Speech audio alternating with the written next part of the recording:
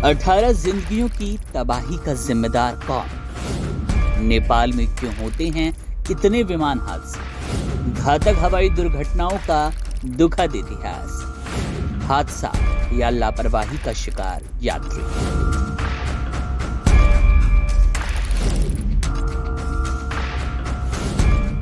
नेपाल में बुधवार को एक घातक हादसे में प्लेन क्रैश के बाद 18 लोगों की जान चली गई। बुधवार को काठमांडू के त्रिभुवन अंतर्राष्ट्रीय हवाई अड्डे पर शौर्य एयरलाइंस का विमान उड़ान भरते समय दुर्घटनाग्रस्त हो गया। इस दुर्घटना में 18 लोगों की मौके पर ही जान चली गई। अब आपके मन में सवाल होगा कि ये कोई पहली बार नहीं है जब नेपाल में इस तरह से प्लेन क्रैश होने के बाद भारी जान माल का नुकसान हुआ। नेपाल में विमान हादसों का सबसे बड़ा कारण वहां के ऊंचे ऊंचे पहाड़ है। यहाँ चट्टानों को काटकर रनवे को तैयार किया जाता है, लेकिन सभी रनवे की लंबाई काफी सीमित होती है। दरअसल नेपाल में एक तरफ अगर रनवे है तो दूसरी तरफ खाई। इसी वजह से लैंडिंग के समय विमान को काफी बैलेंस करते हुए टेक ऑफ करना पड़ता है। यहाँ कई ऊंची ऊंची चोटियों के बीच संकरी घाटियां हैं, जहाँ कई बार विमानों को मोड़ने में काफी कठिनाई आती है। यही कारण है कि विमान हादसे का लगातार शिकार हो रहे हैं। बता दें कि इस देश में घातक हवाई दुर्घटनाओं का दुखद इतिहास रहा है। बुधवार की दुर्घटना से पहले साल 2000 से अब तक देश में 19 हवाई दुर्घटनाएं हो चुकी है।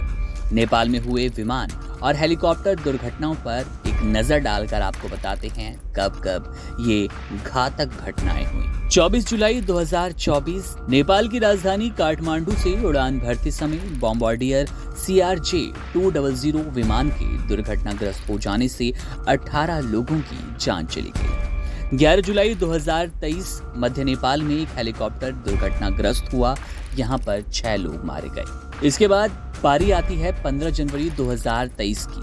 नेपाल की यति एयरलाइंस द्वारा संचालित 72 लोगों को ले जा रहा एक ट्विन इंजन ATR 72 विमान पोखरा में दुर्घटनाग्रस्त हो गया। इस विमान में सवार सभी यात्री मारे गए। ये 1992 के बाद देश का सबसे भीषण हवाई दुर्घटना में माना जाता है। 29 मई 2022 काठमांडू से 125 किलोमीटर पश्चिम में पोखरा में उड़ान भरने के 15 मिनट बाद हैवीलैंड कनाडा DHC-6300 ट्विन ओटर विमान दुर्घटनाग्रस्त हो गया। इस विमान में सवार 16 नेपाली, 4 भारतीय और 2 जर्मन नागरिकों की जान चली गई। 27 फरवरी 2019 पूर्वी नेपाल में खराब मौसम के कारण एक हेलीकॉप्टर दुर्घटनाग्रस्त हुआ। इसमें पर्यटन मंत्री सहित उसमें सवार सभी 7 लोग मारे गए। 12 मार्च 2018 US बांग्ला एयरलाइंस द्वारा संचालित एक बांग्लादेशी विमान में सवार 71 लोगों में से 51 लोगों की जान चली गई। ये काठमांडू के हवाई अड्डे पर उतरते समय दुर्घटनाग्रस्त हो गया।